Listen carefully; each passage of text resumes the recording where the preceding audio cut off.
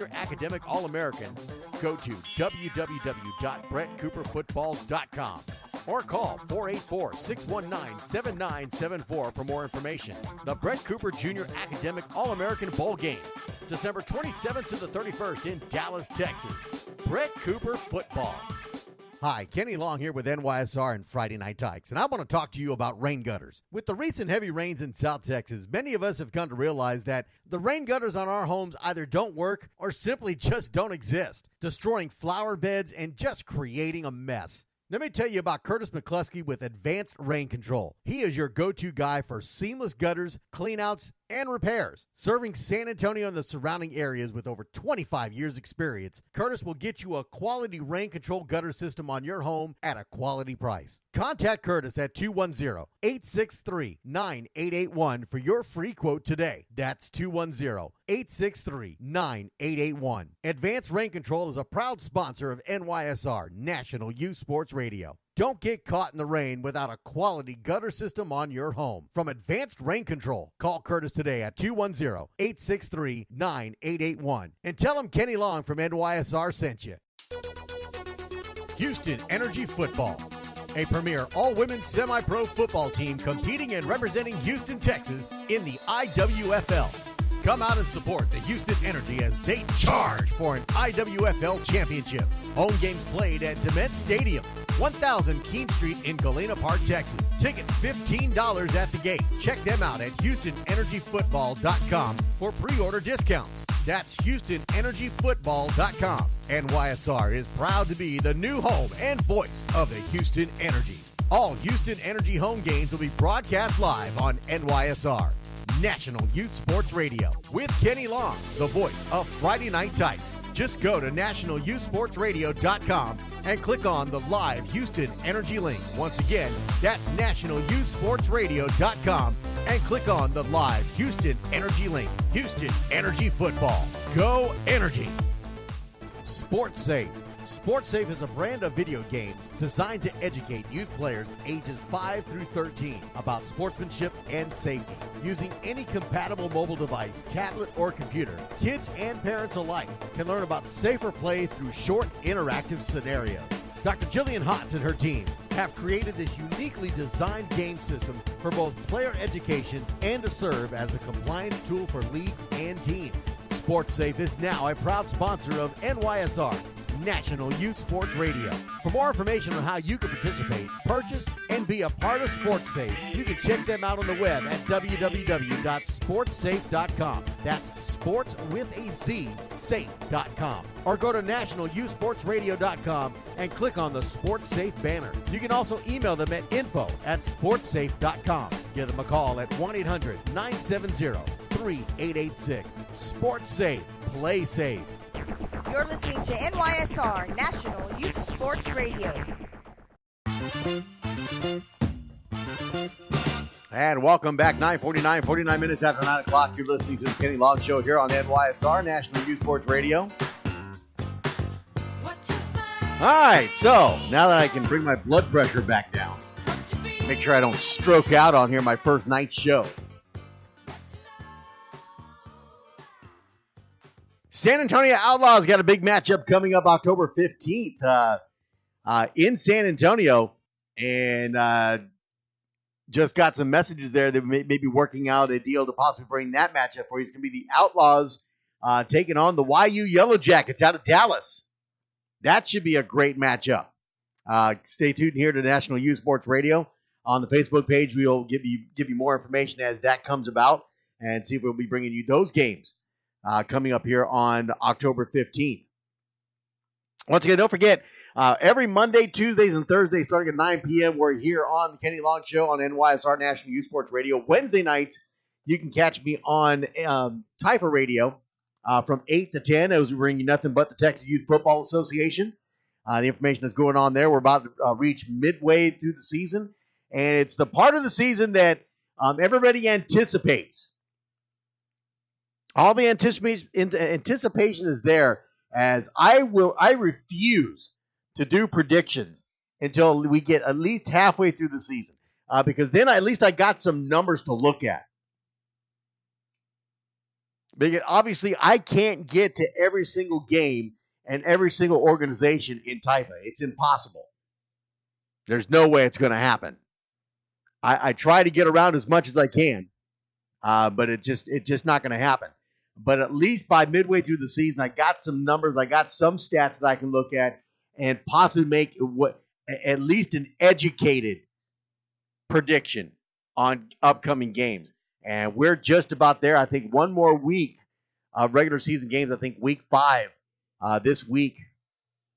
After week 5, we'll start making those predictions as we start getting into the playoff hunt in Taifa, and we'll catch that on Wednesday nights from 8 to 10. Also, Friday nights, don't forget, you can follow me on TSRN, Texas Sports Radio Network. Go to Texas Sports, TSRNsports.com, and you can find where I'll be doing the San Antonio Christian Lions. I am the play-by-play voice for the San Antonio Christian Lions, as you can catch the games on Friday night high school football on TSRN. We'll be at home at San Antonio Christian against the St. Michael's Academy out of Austin, the St. Michael's Crusaders, as they come to town. The Lions coming in at 2-1 after a defeat of their rivals, the 3-0 rivals, the Cornerstone Warriors, as they came into this game 3-0 last Friday. The Lions shut them out on their brand new field, the Greg Hotchkiss Memorial Field, in the Lions Den, and defeat the Crusaders 29-0. So a great game there by the Lions. We'll be bringing you that game live on TSRN. Again, follow TSRNsports.com and listen in as the San Antonio Christian Lions take on St. Michael's out of Austin, the Crusaders of St. Michael's, as they come in. That win by the Lions actually pushed them up to number 2 in the TAPS District 25, I believe, is what they are. So they push them up into second place, and I think they're in 6th place overall in TAPS throughout the state of Texas in TAPS. So a great, great win for the Lions, and they'll try to keep that momentum going as they face the Crusaders from St. Michael's. So the next subject we wanted to talk about, and it kind of goes along with the whole making predictions in Taifa. I have a hard time doing predictions because there's just so many different variables in youth sports that it's hard to really do. It's hard enough to make predictions in games in college and the NFL. I seriously thought that the Tennessee Titans, although I thought it would be a close game, I thought the Tennessee Titans would beat the Houston Texans. And I know I get accused all the time of hating the Houston Texans, and I actually don't. I don't hate the Houston Texans. I just don't like the decisions that are being made as an organization there. I do not like Bill O'Brien as the head coach. I don't. I think they need to go get somebody else because what he does is not working. What's working for the Houston Texans right now, and I laughed last season when the Texans signed Brock Osweiler, brought him in to be the starting quarterback, and I said it from the get-go. That was a mistake. Brock Osweiler is not a starting quarterback in the NFL. Of course, I got all the hate mail, all the hate messages from all those Houston Texans fans out there that were just blind, absolutely blind. They thought Osweiler was going to be the man. He was going to deliver them to the promised land. And as quickly as they kept proclaiming him, Osweiler, as the second coming, they quickly changed his name from Osweiler to Assweiler.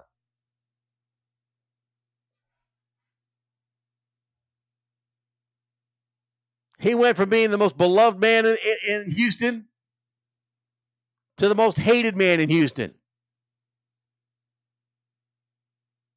And to top it off, Houston gave him the most ridiculous contract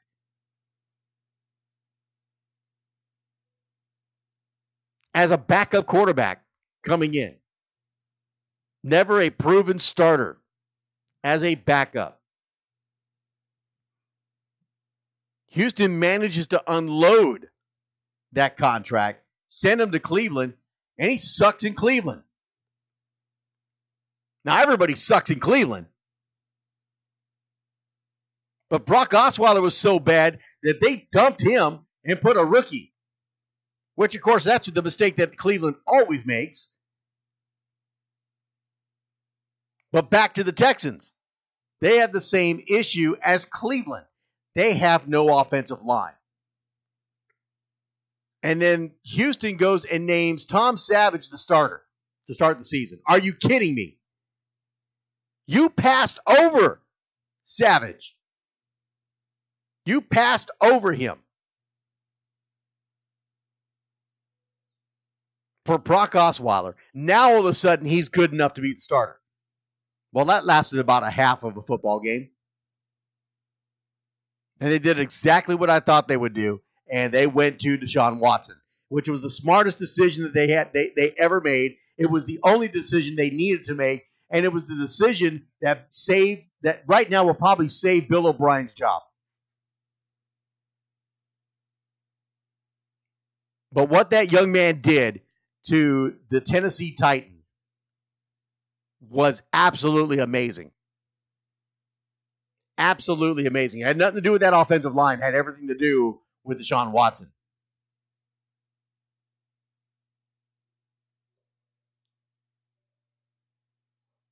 What a game that was. Looked like a youth football game, but when I saw the score. Didn't get a chance to see it, but I saw the score. All I could do was just look at myself and say, oh, I'm going to hear about this on Tuesday. Wayne the Voice Matthews is going to join me on Tuesdays as we do our weekly college and NFL picks. We'll go over our picks from last week and then make our picks for this week. And I just know I'm going to hear it from him. I know I'm going to hear it. I know it. He's probably putting together notes right now. He's probably listening tonight, putting notes together just to throw in my face tomorrow night. I know it's coming. I may have to have my mute button ready to go on his phone call, just to shut him up, to leave me alone. I'm going to have to do something because he's going to ride me and ride me and ride me. I know it's coming. All right, so going back to the youth football national rankings, I talk about the picks. It's hard enough to really do this. Then I'm seeing all this stuff on social media, and granted, I see it every year. But it just seems to be a little bit more intense this year. And that's all of these national rankings of youth football organizations. And I always have the same question when it comes to this. Because, I mean, we're talking about ranking. We're not talking about, 32 teams in the NFL? Okay. We're not talking college football where you've got your different conferences. You always got at least 2, maybe 3 top teams out of each conference. It's easy to kind of rank those kind of football organizations. We're talking about thousands of football organizations around the United States in youth football. We're talking about just astronomical numbers of teams that they're looking at. But yet they're breaking them down by age group and trying to tell us who is the best. Who is the best? And one of the ones that I always see is NPFA.com, National Prep and Youth Football Association. And I've talked to them, I think about 2 years ago, I spoke to them in regards to their national rankings of what they do. And they told me that it's based on what they find on social media, what they find on the different websites for the different leagues. They look at Typo, which is the one that I deal with throughout the fall season, and they look at their standings and their numbers that they show on there, points for, points against, what have you, blah blah blah. Then they go by coaches' recommendations, and I went to the MPFA website to take a look at it,